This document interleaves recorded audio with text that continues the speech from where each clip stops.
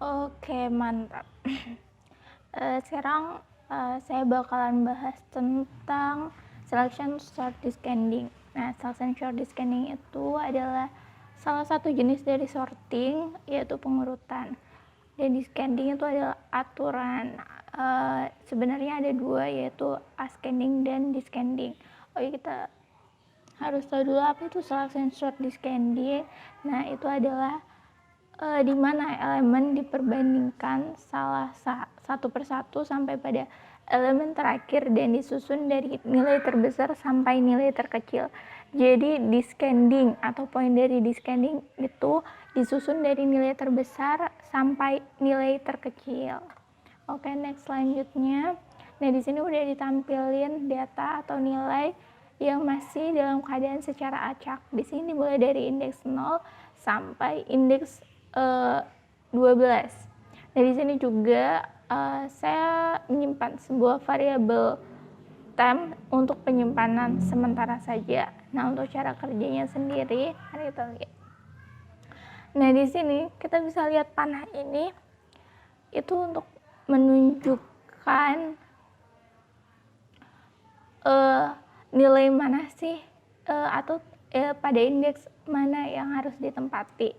Nah, sebagai patokan, awalnya indeks 0 untuk ditempati sebagai patokan, maka nilai pada indeks 0 kita simpan di temp dan dibandingkan dengan nilai-nilai pada indeks selanjutnya.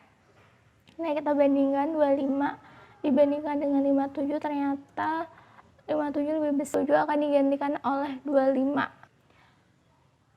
Dan selanjutnya 57 akan dibandingkan dengan 48, ternyata masih lebih besar 57 dibandingkan dengan 37, dibandingkan 12, 27, 33 ternyata masih besar 57, dan dibandingkan dengan 88 ternyata 88 lebih besar daripada 57, maka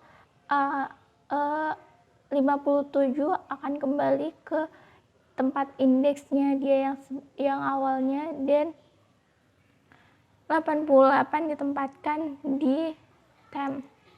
Selanjutnya 88 akan dibandingkan lagi sampai kita menemukan nilai terbesar.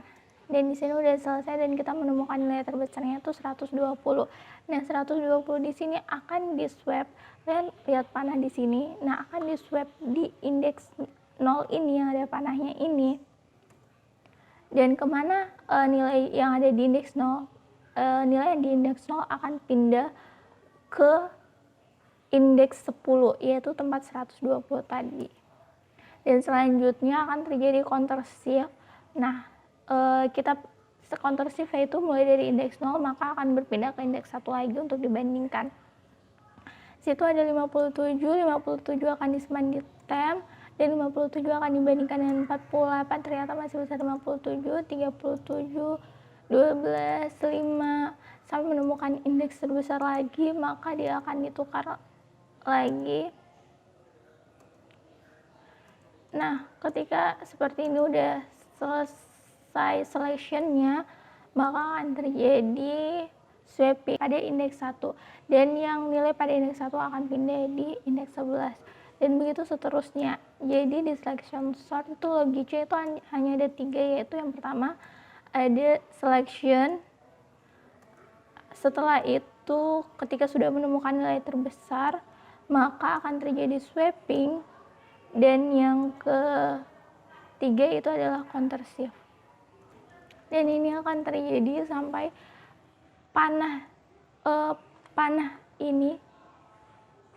counter shift ini sampai akhir.